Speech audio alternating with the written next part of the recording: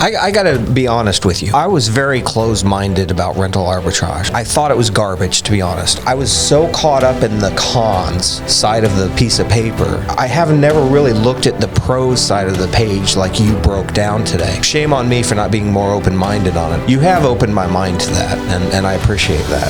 That's saying a lot, Michael, because he's a really stubborn bastard. I am. And me too, so it's all good.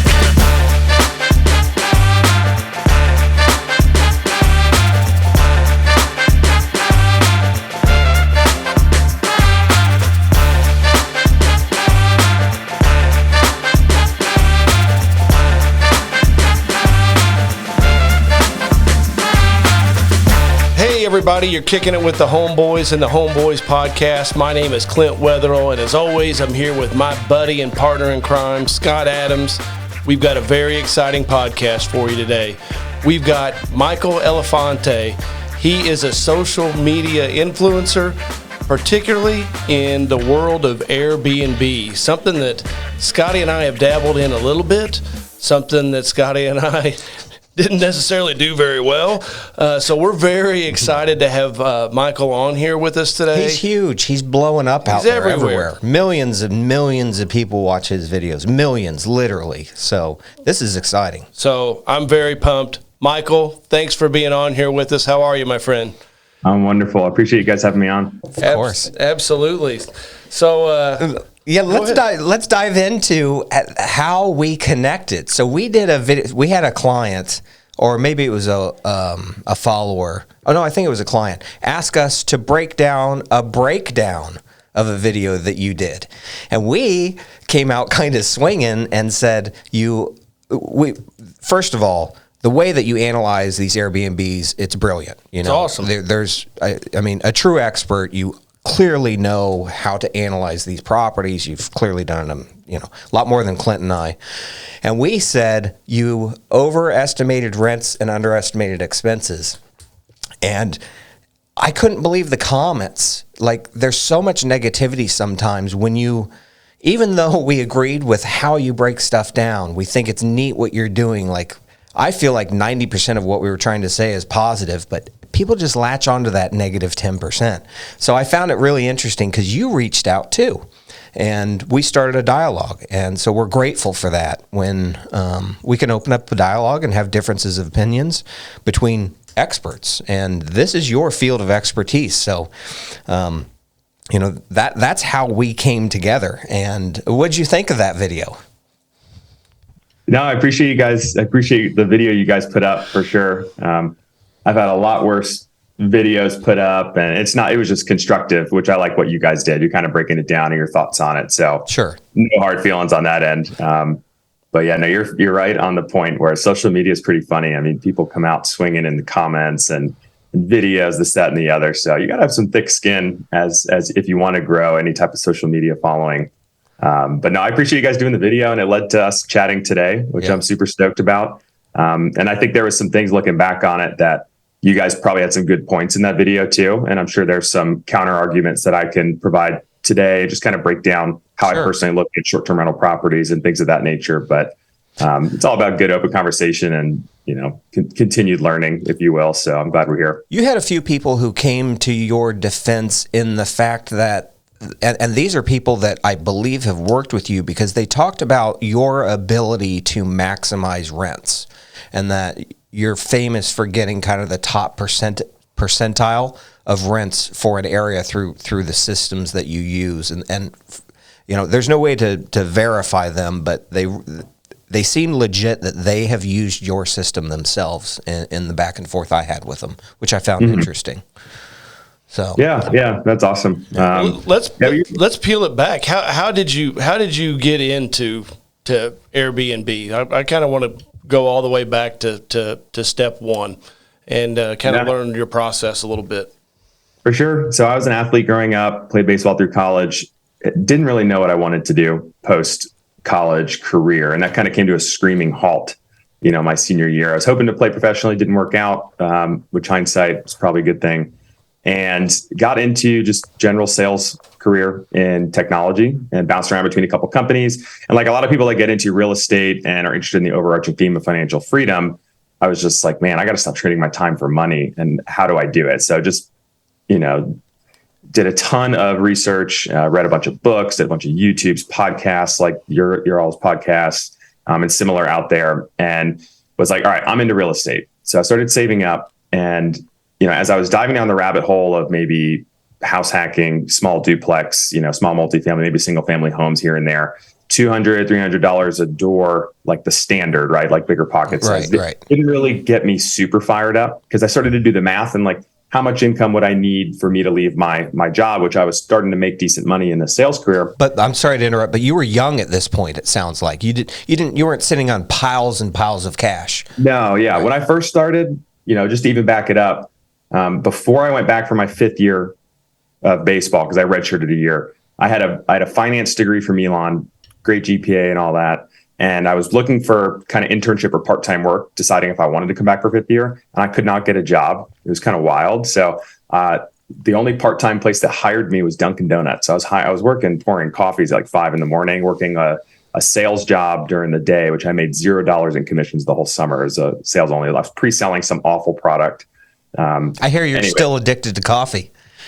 Yes. Yeah. I saw the video. Yeah. That's good. Yeah. So, anyways, got into sales. I was making like $35K a year, no money in the bank, living in Dallas, Texas. So like I was not saving a ton of money, but something I did well was budget my money and learn just kind of the basic principles of money, right? Cash flow and investing. So started to focus more on income. And that's what led me into working up to inside sales and then changing jobs several times, because I wasn't looking for a long-term career. I was looking to boost my income so I could invest as much of that as possible at a younger age. So fast forward, we moved to Austin, my wife and I, and then eventually to Nashville. I took an outside sales position in Nashville, and we stayed in a couple Airbnbs during that process. And I just started to do the numbers because I'm like, I've never invested before. I just need to figure out like logically how this makes sense, how much we were paying per night, about how booked up they were in the future. And then I started to look at price of real estate there. I'm like, if these numbers are right, this is insane. Like, why is not everyone doing this?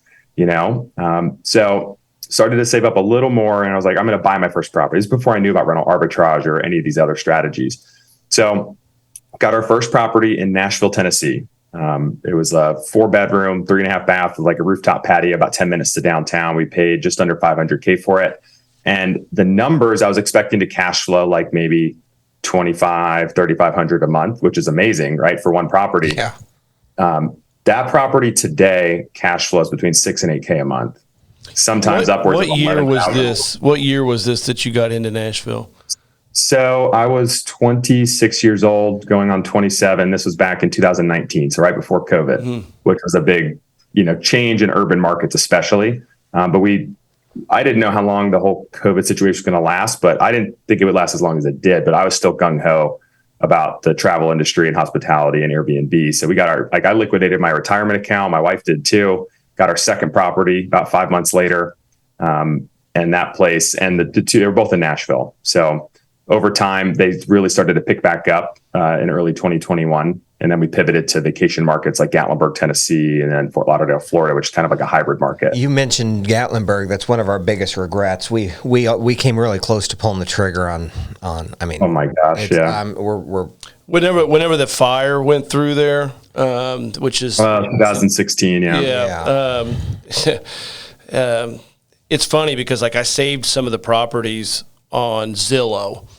And, that it keeps those properties in your Zillow, bank, if you will.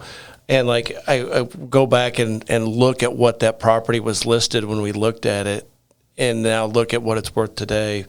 I mean, it's kind of disheartening, but there's a lot of woulda, coulda, shouldas, and you'll find that as your career goes longer and longer, the list of woulda, coulda, shouldas just continues to grow. But there's certain ones though that sting out of all those, and for some reason, Gatlinburg's the one that stings. I find Nashville a little interesting as well, because I didn't know about this vacation market in Nashville. I knew Nashville was a hot market, but weirdly, my best friend got married for the first time. Me and Scotty in our mid-40s, and but he looked at me earlier this year and said, man, I want a big bachelor party because like all you other idiots are married, and I want to make sure that this is the last time that we're all going to go have fun. I want a big bachelor party.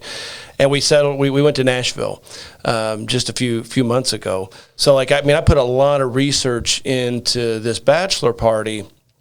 And you said that about the rooftop patio. I saw all those that have, rooftop patios. We settled on a house about 1.5 miles east of Broadway district in Nashville. What did I tell you we paid? I forget. Yeah, it's like $1,600 a night. Right. It was just a very like a brownstone type home. Yeah, it had a little backyard. It wasn't anything lavish by any stretch at all. Like, it was nice for us because there was 14 of us, but like, we dropped between $6,000 and $7,000.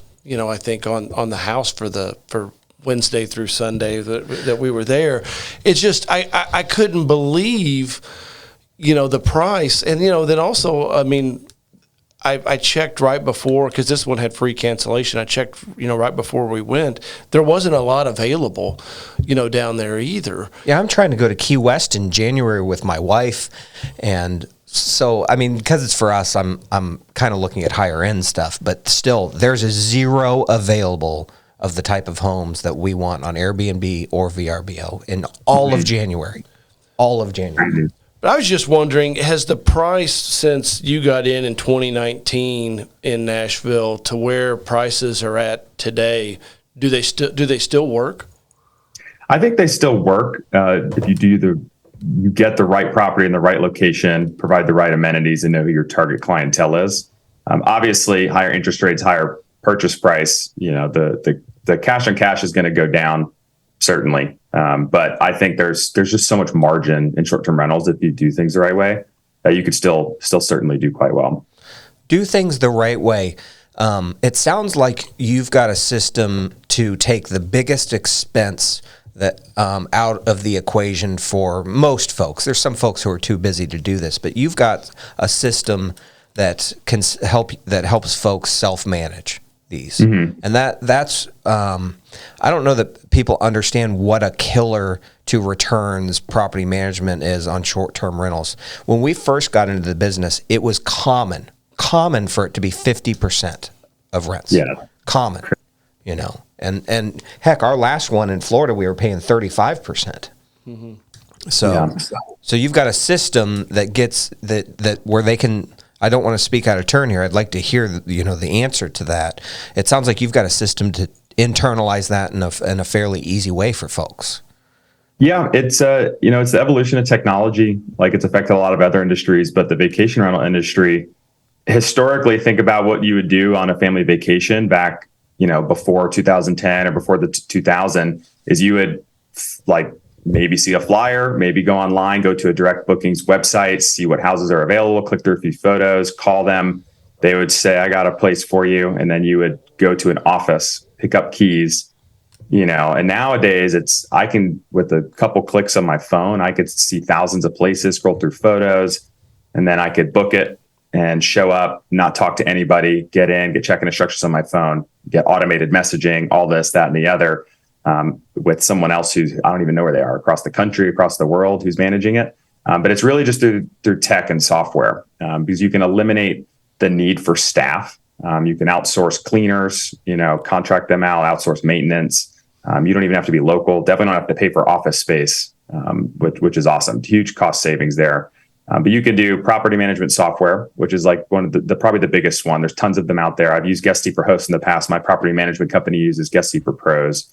That'll sync all your listings together. So unified calendar, if I want to list on Airbnb, Vrbo, Booking, Direct Booking, it all connects them in one space, blocks calendars when I get bookings. Unified inbox too. So I can manage all the guest communication from one central place, and I can automate 90% of that guest communication. I feel like a student at school. I'm taking notes for myself. I am too. Yeah. So if you book, you get an automated message with everything you need to know. And the whole point with those automated messages is to help eliminate any type of potential questions that are typical that would come up. So my goal is to have a seamless experience. And this is the best client. It's not always the case, but best guess. You book, for a great expensive weekend, you get all the instructions you need to get to the house and get checked in. You get checked in, everything's wonderful. And then you get the checkout instructions, never hear from you. It auto reviews you, asks you for a review. You give me a great review. And we never actually had real communication. So like that's how like a lot of them go. It's not always the case. Sometimes you have to answer specific questions. More than 50%, you think, go that way? I'd say about half and half. Yeah. Maybe, but the other maybe 25% are just one or two quick questions. And then you have a few people that are like, all right, this makes me not want to self-manage anymore if they're just kind of like a burden. But most people really just want a hands-off vacation, which is great. And then beyond the property management software, there's dynamic pricing tools, which helps you understand data in the market, like Price Labs or Wheelhouse. And I can literally, it builds comp sets for me. So I can view what my competitors are charging. I could build comp sets through there and choose which ones I want to actually put on the comp set. And I can see every single day what they're charging, what I'm charging. And then I could build a set of customizations that dynamically changes with demand in the market on any given day. And it'll choose the price that best fits my listing based on that information. So it helps me get higher daily rates when it's really busy, like when you and your buddies went on your bachelor trip to Nashville. It's probably a really busy weekend. It was. But then maybe in January, it's a bit slower. So it kind of brings prices down to help me capture what demand is there when other people won't. Because a lot of legacy property managers and property owners will charge the same rate almost the entire year in some cases, which is a big no-no in my book. Yeah, or you get lucky and you have a property manager that really understands the market and they'll do it. But otherwise, technology can do all of that for you, and probably better than even the best property manager who's tied in, because the software is going to deal with real data. Mm-hmm. You know? Yeah, it would take forever. That was the biggest mistake I made early on, was not leveraging these tools, and huge time suck doing pricing. And then with cleaners, you don't have to call cleaners, assign them to projects. You can use Turnover B&B or Resort Cleaning, or even just get them an iCal link and they sync it to their calendar, and they get notifications when there's a booking, a cancellation, reminders when they need to clean, checklists. So cleaners are automated. They just show up when they're supposed to, do a great job, and you can automate payment to them. So a lot of the business that used to not be automated is now automated. So it enables people to self-manage at relative scale, as long as they want to, and that will save you 20 to 35% of revenue. So just to give an example, I've self-managed up to this point. Now my property management company, I just pawned off my properties to them to manage the day-to-day. But in the past, let's call it 25%. Do you own that property management company? Correct. Right. Okay. Yeah. But this year we're on pace to do close to probably somewhere between 850 and $1 million. I guess we'll see how the rest of the year goes. But call it $1 million on the higher end at 25% PM fee. That saved me $250,000 this year by less like the $30 a month it is to use the property management software I was using. So that's a huge cost savings. So I encourage people who just want to get started out. If your goal is to kind of scale faster and you have 30, 60 minutes a week per property to manage, then definitely self-manage when you first start out, unless you just don't want to do it at all and just I want it to be passive right out of the gate. Is maintenance a struggle right now? I mean, we manage 1,000 homes here in central and southern Indiana. We own one of the larger long-term property management companies in Indiana, and it's amazing how difficult it's been for us to attract new maintenance talent. Thankfully, because we've been in business for so long, we've got a Rolodex of people that we can still count on, but we still have a growing need, for more. Yeah. So we give our maintenance team trucks, we buy them all nice vehicles, 401k, health insurance, all that stuff. And it's hard to get that staffed up. And besides that, it's really hard to find subs beyond that. Mm-hmm. Yeah. So are you struggling with that in any of these towns, or are the tools that you use, what do you use for maintenance? So it depends. For example, in Nashville, there's a company called Mend B&B. They just got a little bit pricier, but still it's a good setup. They just charge a small monthly fee, and then they have a flat rate or flat hourly rate, and they will source all the contractors and maintenance from small to big for you. And guests can even call them too. So the guests, like the batteries died in the lock the other day, so they called the maintenance number. Maintenance took care of it, and I didn't even, know about it, which is awesome. So it doesn't always happen that seamlessly, Other areas, we've actually just sourced maintenance or handyman through our cleaners. Sometimes they offer that in addition to their cleaning services. Could be a monthly rate, could just be an hourly rate per visit. So that's usually where we start, and then just try and source like specific, expertise when needed. So we can have like a plumber, electrician, stuff like that for more serious issues if we need it. It sounds like you've ticked all the main boxes. I mean, obviously, management, like I said, is the biggest piece of the puzzle for folks to get right. And even if you're paying 30 or 25 to 50%, it's hard. It's easy to get ripped off from afar. I mean, we had a house that Clint flew down because we were trying to figure out what the heck was going on with maintenance. And we discovered that there was a tenant in the place and we didn't even know. They were pocketing the cash. Our property manager was just pocketing. Yeah, like our portal showed that the place was vacant. And then I flew down, me and my wife and my newborn daughter at the time, flew down. Well, they told us we needed a $30,000 fix to the pool. And so Clint, which didn't seem right. I mean, something was wrong because it was a fine pool. And so Clint flew down. Yeah, flew down, and there were people staying in our house. This is in Cape Coral, Florida. And, our property manager was pocketing all of the money. And then anyhow, I talked with a few pool companies, and randomly, this is a fabulous story. I called this pool company, and the person is like, yeah, we were out at your house last week in regards to the fix. And I'm like, really? She's like, yeah, we told her that we could fix it for $300. And 30, she was 000. trying to get us for $30,000. Dude, what are they digging up and building a whole new pool? Oh, it was something.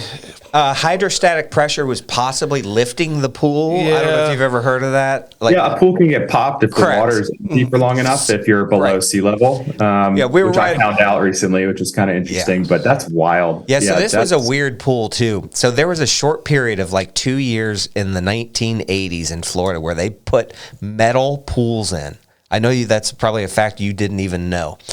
And they plastered on the outside that touches the dirt and the inside, so it's sandwiched. So a lot of people don't even know their pool is a metal pool from those years. Really? Yeah. Interesting. And so there's some effects that has with seawater, and it ended up being nothing. Like he said, it was a $300. But anyhow, like I went bananas. Like said a lot of things I shouldn't have said. Didn't fulfill my, Christian duties as a human being.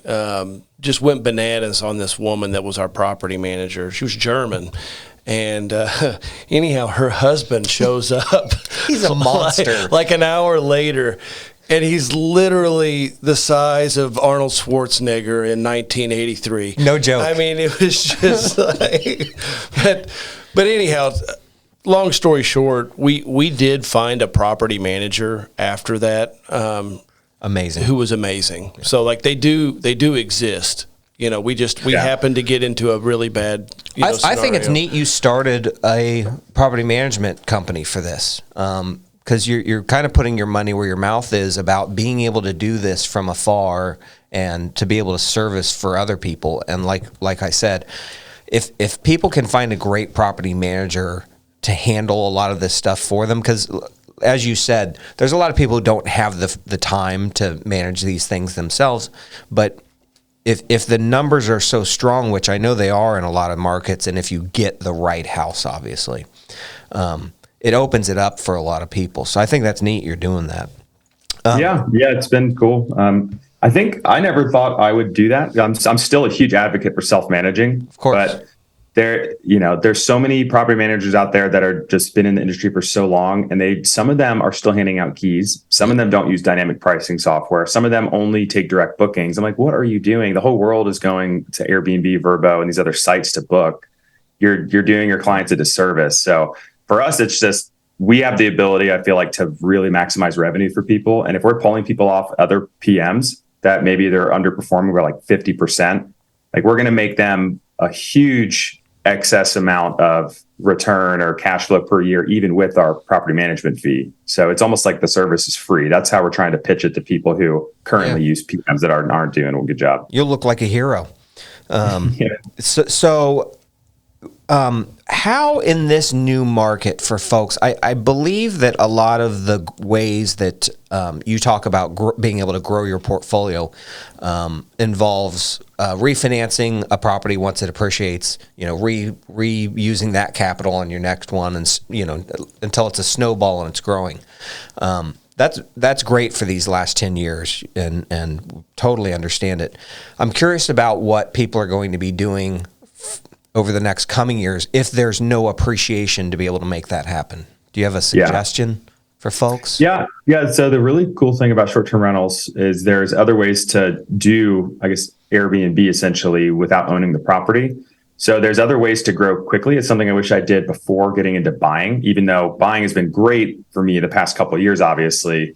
But with short-term rental or rental arbitrage, right? So basically you can do home sharing or do a corporate lease, right? I can start an LLC, call it Michael's, Fancy Homes, and I can rent to my business, right? Rent your apartment or home as long as you're open to it, and have an addendum in the lease that states that I'm allowed to essentially sublet.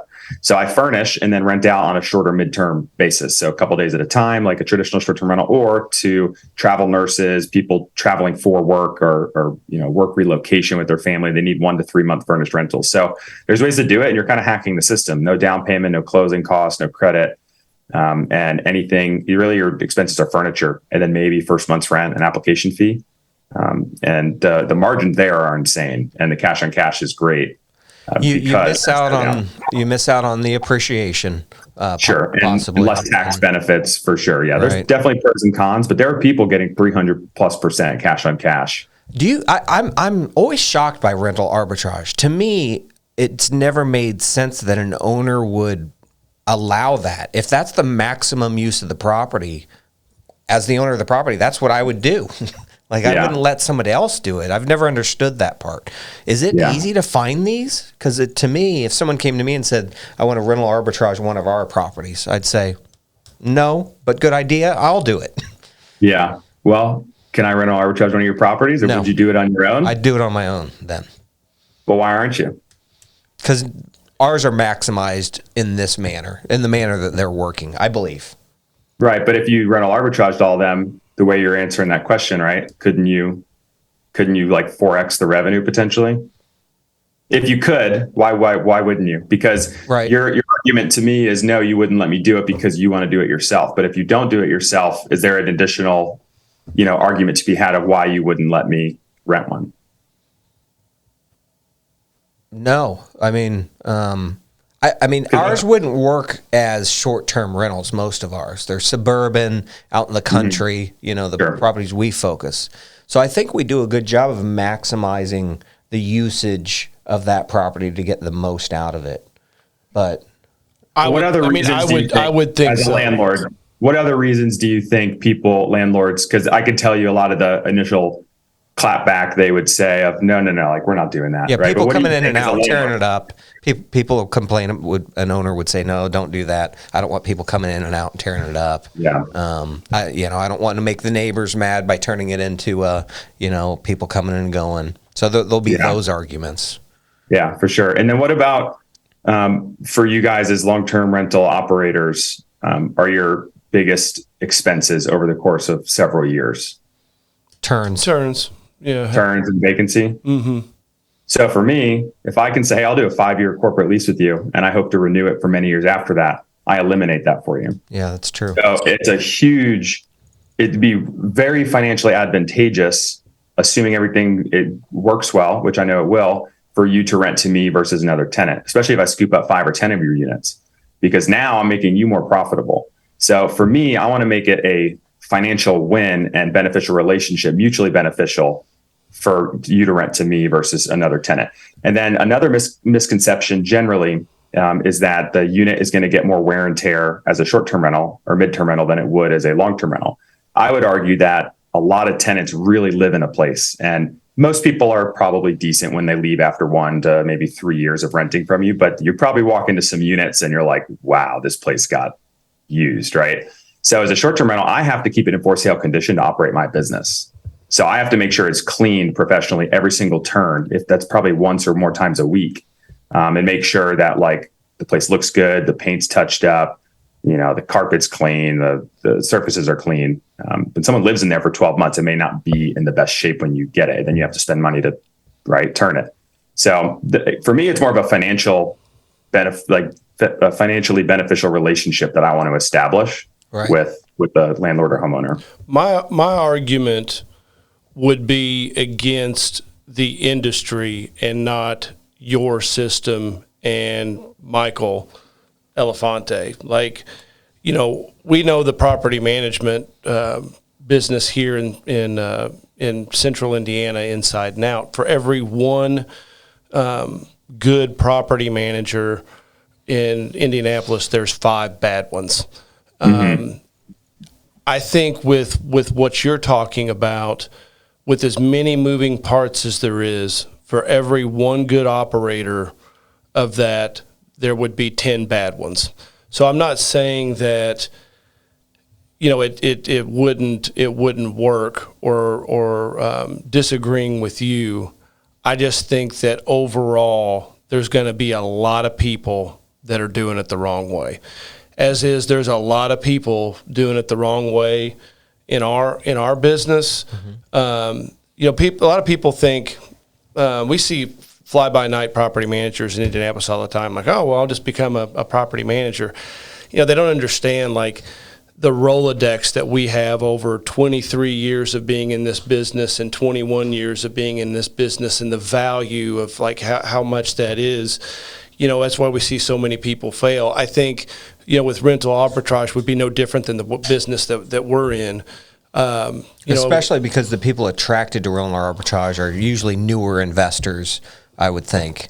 But that's up to the owner of the property to decide. You make some good points that, if that owner doesn't want to mess with it themselves, and someone young and energized says, I'm going to do all of that, you're going to get your monthly rent. Not only that, but you're not going to have much maintenance because I'm going to be touching it up all of the time.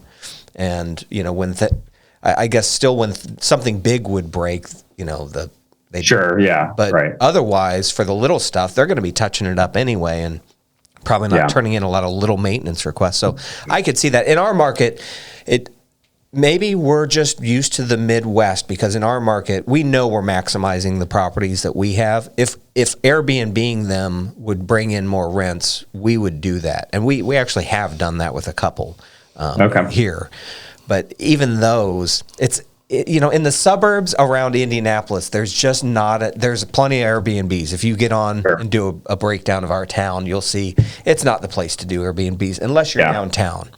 Clint used to have an old mansion from, when was it built? 1890s.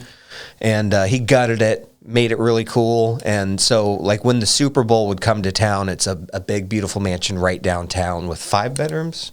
6 bedrooms.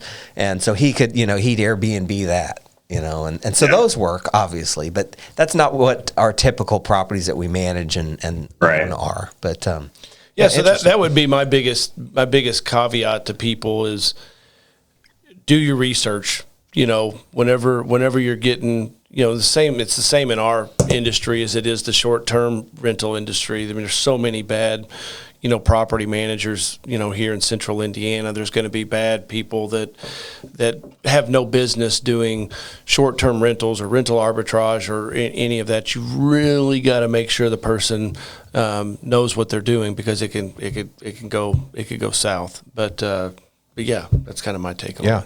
So what challenges are ahead for the Airbnb business? What are you focused on, trying to get ahead of things, and how are you going to solve problems as they come up? Even though we're in annual rental period, we're in new territory even for us. We survived 2008. We've been through lots of market cycles. We've seen a lot of things, but every market's a new market. And just curious what you're seeing ahead and how you're going to kind of adjust and be prepared for whatever it is to come. Yeah. I mean, right now I'm a little more cash heavy than I want to be probably, but I'm being more opportunistic in what I'm buying versus 2 years ago. I still think there's great opportunity in a lot of different market cycles. But if greater opportunity comes up the next 3 to 6 months, I'm going to be prepared for that as well. I will say that I do believe that people will always travel. I think they may travel less or take less luxurious vacations during hard economic times, but I still think people will use their PTO. They're still going to get married. They're still going to go on bachelorette parties, and the other thing, the challenge for most Airbnb operators is the competitiveness is increasing and the supply is increasing in the rental markets. A lot of them, at least. If you go on AirDNA in a Gatlinburg, which is why I haven't bought there with the current home prices, is it's like a 60% increase in rental supply for vacation homes since 2019, Q4 2019. The reason I still like Nashville is because regulation has increased in early 2022 after a bunch of people dumped their STRs when it was tough in 2020. And the supply had just as of last quarter reached back in its Q4 2019 high. Oh, so they made it hard to enter the market, and so it kept supply low. Just the zoning. They tightened up on where you could do it, which I think is a huge advantage. And they'll grandfather in existing permits, but if you get a place in Nashville, you're competing with the same amount of rentals that were there 2 years ago. And, 15 plus million people a year visit Nashville and growing, and the population's growing. Whereas Gatlinburg, it's still booming, but it boomed extra hard during 2021 and early 2022 when no one could travel overseas and a lot of urban areas were still kind of iffy. So I think a lot of new investors got in that market and only looked at the past year of data and then based their projections on that. And now the competition's increased, the daily rates and, occupancy may be suppressed a tiny bit. Although it's increased since 2019, it's, leveled out or decreased since the peak of 2021. So it's just about doing your research and having good data in your hands to make data informed decisions and forecasts. Is Cape Coral saturated now? Have you ever looked at that market? I'm just curious. I could pull it up now. I've looked at it before, but it's been a while. It felt saturated, and we don't need to dive into the data. We only talk about that because we have that's one of the few markets we have quite a bit of experience in. But we saw it come. We saw it as it really exploded for Airbnbs, and it felt like it was getting saturated. But it's interesting because you have the tools, and you teach people the tools to do everything from a city wide kind of 30,000 foot view on saturation levels and trends in that market, all the way down to individual comps and different tools for all of those different things. And based on that and what you're seeing, are there any hot markets that you really believe in right now that you want to share secretly with our guests and watchers? Yeah, I get asked that like every day. I bet. So I think there's a lot of great markets out there. It's really hard to say, do this market. If I had to say, like in 2020, right when COVID hit, if I knew a Gatlinburg and the national parks were going to do, I would have said invest in any rural place that's outside of major metropolitan areas. Yeah, because that's where everyone's going because they can't do the city thing. But right now, there's a ton of great markets. For me personally, I would, if you're looking at urban areas, look at places with steady and growing tourism. So I really like Nashville. Phoenix, Scottsdale is always good, even though it's become a lot more competitive there. And then because they also have growing populations. So I feel like from a long-term hold and capital appreciation standpoint, growing areas, a growing population where it'll put a little bit more pressure on supply long-term will be good and beneficial.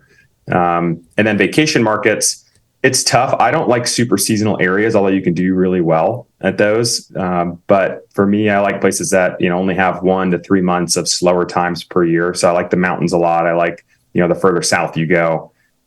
So just rely on the data, and you can look into any data in the world really using tools like AirDNA. So that's what I use. And I just use it as a funnel out markets, and then when I get properties, I'll plug them in and then leverage data, find comps, and that funnels out more properties. And I just get down to a few that conservatively meet my requirements to make the investment, and then I'll figure out what offer makes sense and proceed from there. Well, we like to, we know you have places to be, and we greatly appreciate your time. So before we go though, we like to wrap things. And we're not going to be done with you. We're going to stay in touch. We're going to pick your brain a lot going forwards. It's really been awesome having you on. Yeah, we think our followers and our clients are going to gain a lot of value from what you do and what you talk about, and we'll put You get questions about it all the time. all the time, and we're not experts, and so we don't pretend to be. When our clients ask, we say we don't know, and so it'll be nice to be able to direct them to someone like you who because a lot of our clients have that need. You know, we fill a certain niche, and we're experts at what we do, and as you can tell, we tinker with stuff on our own, but we're not out there doing Airbnbs for our clients because we're not experts at that. So it's really nice to have you as a resource that we can point to for our clients. But we like to close with three quick questions. If you want to do the first one. Sure, Clint. sure. So, Michael, what is the best real estate decision you ever made? Getting started. I love it. I know it's simple and probably what a lot of people say, but it's great. I don't think you'll ever meet another real estate investor that says, I wish I waited longer to start, unless you bought and did no research and, maybe like during the peak 2008 market, that might hurt a lot of your future ideas on real estate, but just getting started earlier and then not leveraging other people's money or partnering or anything like that. I think it hindered my growth early on, wanting to do it all myself. So just being a little more open-minded and starting earlier, that's absolutely probably the answer for me. That's my answer too. Yeah, it's great. It's great. So what real estate decision or decisions do you regret? It's really more on the regret of not leveraging other opportunities at the time and just waiting to have enough capital to reinvest. I regret not doing rental arbitrage when it comes to short-term rentals and Airbnb. Just that if you can lock down that strategy, the level of cash flow that you can scale to, I would have quit my W-2 job faster. I would have bought more properties over the past couple of years, leveraging that cash flow. So I just would have been able to scale faster by honing in on those other opportunities. So I regret being a little bit closed-minded early on to different strategies. I got to be honest with you. I was very closed-minded about rental arbitrage. I've always believed that I thought it was garbage, to be honest. I thought rental arbitrage, if the owner owns the property, they are going to maximize it and do that instead of letting you do it. The owner's not going to like people coming and going in and out of their house, over and over again. You're investing all this money in furniture and you're missing out on one of the main great things of real estate, which is owning the real world asset and the appreciation that comes. So, I was so caught up in the cons side of the piece of paper that I thought it was garbage. And I have never really looked at the pros side of the page like you broke down today. And, shame on me for not being more open-minded on it. I'm not saying I'm in love with it or that it will work here or that we'll do it, but you have opened my mind to that, and I appreciate that. That's saying a lot, Michael, because he's a really stubborn bastard. I am. Me too, so it's all good. That's funny. I will tell you, think about it. If you can get in a rental arbitrage unit for $10,000 to $15,000, a 1 to 2 bedroom, and it's very real possibility that you can cash flow $2,000 to $3,000 a month. Sure. On 10 to 15K. So for someone who's starting out, like your goal is to quit your job in a year or two. If you're, it's going to take a lot more effort and hustle to get started and network and partner with people on a bunch of purchases, where if I could just take 15K and get a property in 4 or 5 months, I have enough cash flow to get another one. Now I double my cash flow. It's just like that, the snowball. And I agree with you. Owning real estate's amazing long-term. So I always encourage people, short-term goal, financial freedom, start with arbitrage if you have less, and then move that into buying later down the road. Yeah, arbitrage belongs in a box for certain situations and certain people starting out. And it's easy for me to be an old fuddy-duddy who owns a lot of assets and doesn't need the rental arbitrage for me to crap all over it. So anyway, I do appreciate you opening my mind a little to that. All right, so the last question. What real estate advice do you have for the next generation?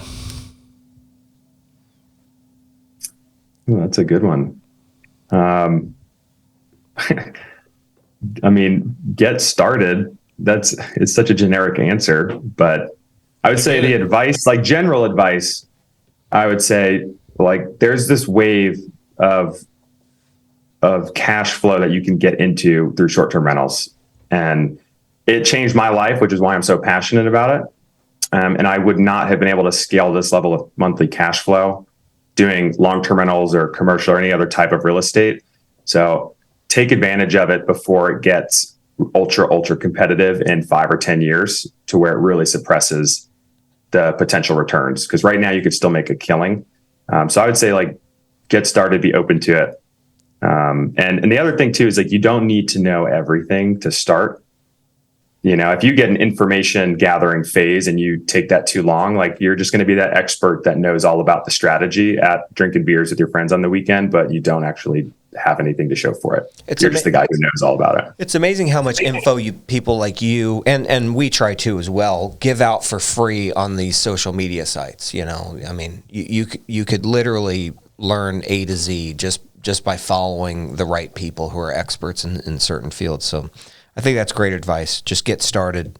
You know, we are two guys who we try things. You know, we don't wait to learn them. We do it the hard way, and we learn a lot of hard lessons, really painful lessons, but you know, we learn them and we move on. So yeah, get started. Ready, fire, aim. Yep. Isn't that a book? Yeah, yep. It is.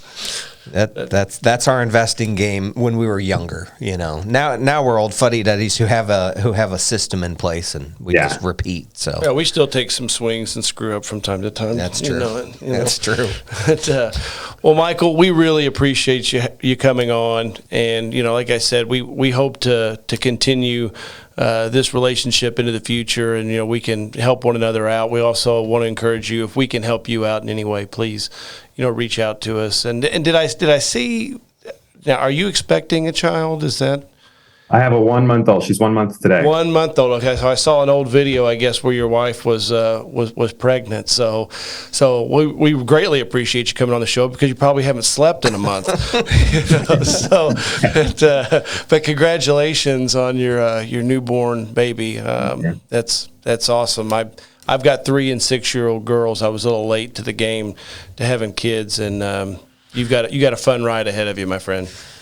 Yeah, I appreciate that. Thank you. So, all right. Well, that is our podcast for today. We appreciate you tuning into the Homeboys. Make sure you check out Michael Elefante on social media. You could find him on TikTok. You could find him on YouTube. You could find him on Instagram. He's really, really smart when it comes to the short-term rental game. Please check him out. Follow him. You'll learn a lot. Till next time, happy investing.